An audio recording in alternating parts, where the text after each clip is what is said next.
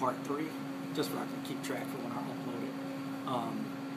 I said, Mom, you think I'm, because I kept it a secret, you probably think I'm crazy and stuff, but I know I'm not. I was wide awake. I was wide awake when this happened. And then she said about the family, and I remember those stories about other family members on her side who were used by God, and they got to see, heaven itself, and so. But I said too, I forgot to mention too, when that angel of the Lord showed me, I got the third vision after I was fighting and protecting these people. The third vision. Keep in mind, I didn't know nothing about the rapture. I heard of the word. That's when Jesus comes to take his church. But I had no idea about the rapture. I didn't know how it was. I didn't know people were going to be in the sky and stuff like that, walking on the sky, going into heaven. So, in the third part of the vision, and this is what I told my mom.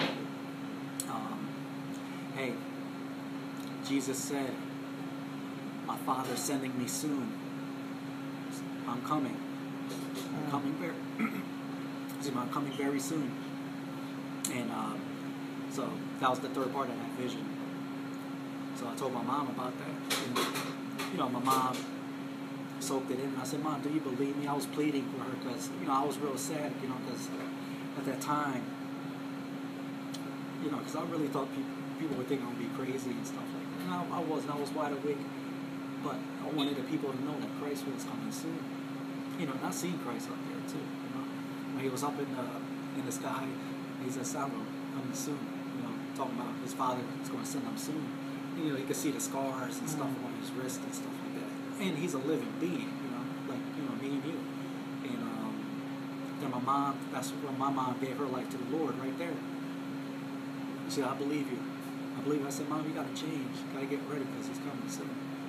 And so later on, my mother I'm talking about everybody, all the Puerto Ricans from Delaware up to New York to Florida, up all the way down to Puerto Rico, the whole Puerto Rican community knew about me, Sound Little Borges, and what happened. Like, everybody knew.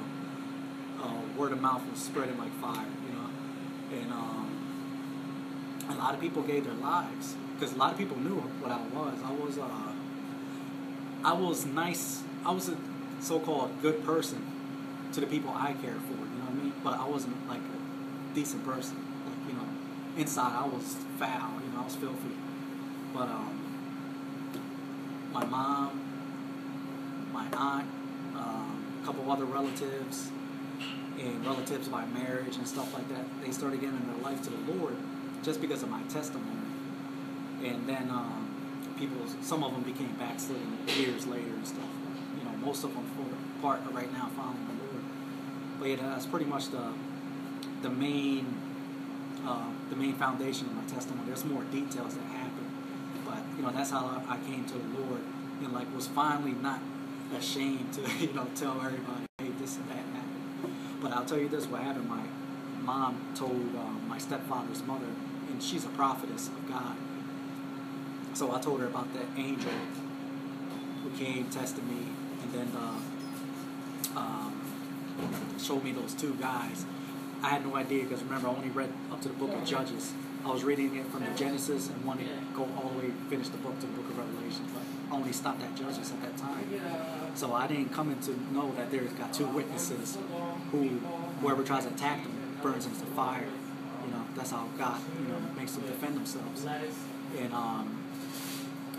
the lady told me about this. She said, that's the two witnesses in Revelation, in Apocalypse, And I was like, no, I don't know what you're talking about, because I was lost.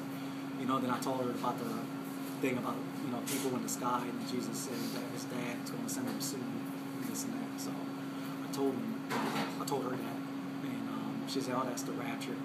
But she told me that the rapture was going to happen after the 7-year tribulation. So I believe, because she had like 30 years and stuff like that. But a couple months later, the Almighty spoke himself to me, and he revealed that it's not going to be after